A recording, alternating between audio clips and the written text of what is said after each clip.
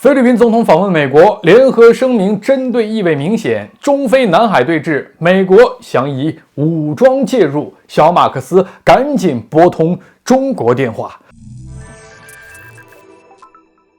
大家好，我是吕哲。日前，菲律宾总统小马克思正式访问美国，与美国总统拜登在白宫进行会晤。说实话，中国的几个邻国没有一个让人省心的。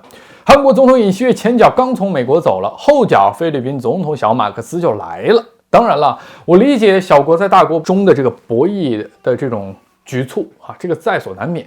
但是从当前形势来看，韩国和菲律宾大有彻底倒向美国的这样一个趋势。外界有人称之为叫远交近攻，但是我说句不好听的，小国它是没有资格玩这种远交近攻的策略的。这种是要从国家体量实际来出发的。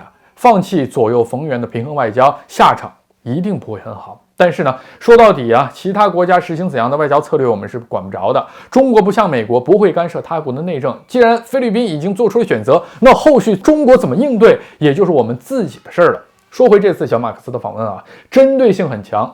作为时隔10年菲律宾总统再次到访白宫，小马克思与拜登可不是单纯见个面嘘寒问暖一下而已在日前美菲发出的联合声明中，果不其然，台海和南海成为了美菲的重点关注对象。很显然，秦刚外长到访菲律宾对小马克思的敲打没有什么实际的效果。凭借着这次访美，小马克思再次向美国表达了自己的忠心。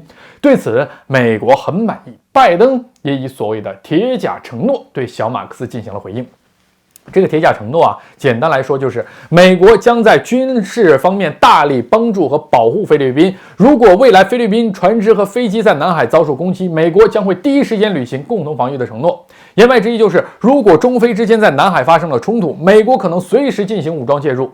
这算是美国对这段时间中菲南海对峙的正面回应了。早前，菲律宾海岸警卫队的巡逻船就载着美国记者公然靠近中国的仁爱礁。虽然后续中国海警第一时间进行了驱离，但菲律宾在这种敏感时刻大胆挑衅中国领土主权的行为，不免让人感到疑惑。而这次美国所谓的铁甲承诺，很显然给出了答案，原来就是在等着中国呢。菲律宾主动挑衅，然后中国回击，美国就可以借口堂而皇之地进行武装介入南海，未来台海也能如法炮制。美国还真是打了一手好算盘为了挑动菲律宾继续试探中国，美国还口头承诺，声称会给菲律宾派送补给。但对此，小马克思恐怕并没有当真，而是在关键时刻拨通了中国的电话。据菲律宾政府人士透露，小马克思政府第一时间通过沟通线路与北京取得了通话，具体谈了什么咱不清楚但不出意外的是，向中国强调菲律宾方面并没有恶意。当然了，在我看来菲律宾已经踏上了美国的战车，他说出来的话自然没什么可信度了。或许是美国的动作稍微有点快了，菲律宾还没有与美国谈成经贸方面的合作，小马克思不希望在这个时候就与中国掀了桌子。不是我恶意揣测只是最近菲律宾关于开放基地这事儿的辩解实在经不起推敲。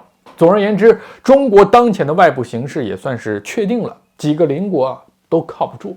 虽然不是什么好消息，但也给中国省了不少事儿，用不着再费尽心机的拉拢平衡了。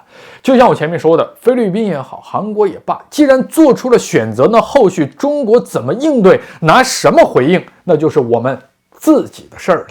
好，今天吕中观察就是这样，下期再见。